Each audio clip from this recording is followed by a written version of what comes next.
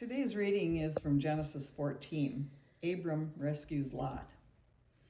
While Amraphel was king of Shinar, Elasar's king Arioch, Elam's king Chedorlaomer, and Goim's king Tidal declared war on Sodom's king Bera, Gomorrah's king Bersha, Admah's king Shinab, Zeboim's king Shemeber, and the king of Bela, that is Zoar. These latter kings formed an alliance in the Siddim Valley, that is the Dead Sea. For 12 years they had served Chedorlaomer. In the 13th year they revolted.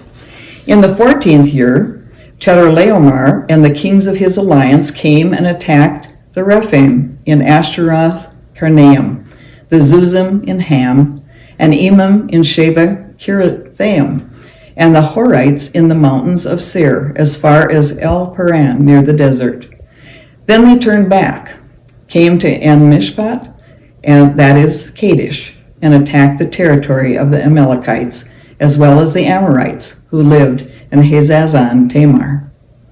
Then the kings of Sodom, Gomorrah, Admah, Zeboim, and Bera, that is Zoar, took up battle positions in the Siddim Valley against King Chedorlaomer of Elam, King Tidal of Goim, King Amraphel of Shinar, and King Arioch of Elasar, 4 kings against 5. Now the Siddim Valley was filled with tar pits. When the kings of Sodom and Gomorrah retreated, they fell into them, and the rest fled to the mountains. They took everything from Sodom and Gomorrah, including its food supplies, and left. They also took Lot, Abram's nephew, who lived in Sodom, and everything he owned, and took off. When a survivor arrived, he told Abram the Hebrew, who lived near the oaks of the Amorite Mamre, who was the brother of Eshcol and Aner, Abram's treaty partners. When Abram heard that his relative had been captured, he took all of the loyal men born in his household, 318, and went after them as far as Dan.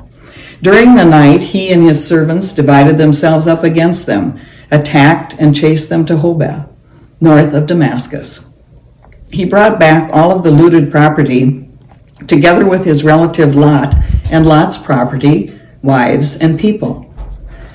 After Abram returned from his attack on Chedorlaomer and the kings who were with him, the king of Sodom came out to the Sheva Valley, that is the King's Valley, to meet him. Now Melchizedek, the king of Salem, and the priest of El Elyon had brought bread and wine, and he blessed them. Bless Abraham by El Elyon, creator of heaven and earth. Bless El Elyon, who gave you the victory over your enemies. Abram gave Melchizedek 1/10 of everything. Then the king of Sodom said to Abram, "Give me the people and take the property for yourself." But Abram said to the king of Sodom, "I promised the Lord, El Elyon, creator of heaven and earth, that I wouldn't take even a thread or a sandal strap from anything that was yours, so that you couldn't say, 'I'm the one who made Abram rich.' The only exception is that the young men may keep whatever they have taken to eat, and the men who went with me, Aner, Eshcol, and Mamre, may keep their share." This one, I'm sure you would all agree, needs just a little bit of explanation. The notes on this chapter read like this. The war breaks out between international coalitions, and the battle takes place in the Siddim Valley near Abram and Lot. Abram musters a small force to rescue Lot, who is now said to be living in Sodom. Afterward, King Melchizedek of Salem blesses Abram.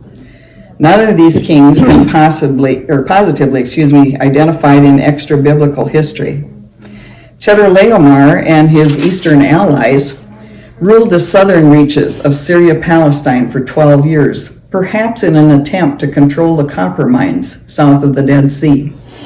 In the Battle of Siddim Valley, the Western Coalition attempts in vain to gain their freedom.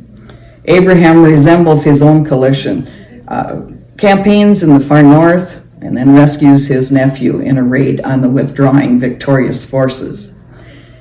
Upon returning from the rescue mission, Abram encounters 2 more kings, the king of Sodom and King Melchizedek of Salem.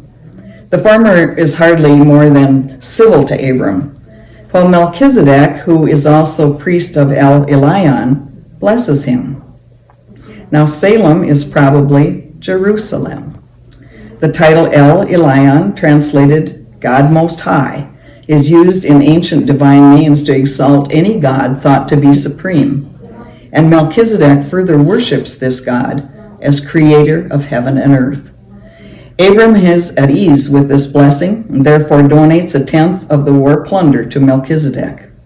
The king of Salem becomes a prototype of the Davidic monarchs in the Old Testament, mentioned in Psalm 110. Abraham gives a tenth of the spoils and submits to this king, who represents the future anointed king of Israel. Melchizedek, whose name means "my king is righteous," also comes to represent a superior priesthood to which Christ belongs rather than to the order of Aaron. Abram accepts only enough to cover his expenses and those of his allies. He identifies the God he worships as the Lord, as El Elyon, creator of heaven and earth, equating God with Melchizedek's God and legitimizing the king of Salem as a true God-fearer.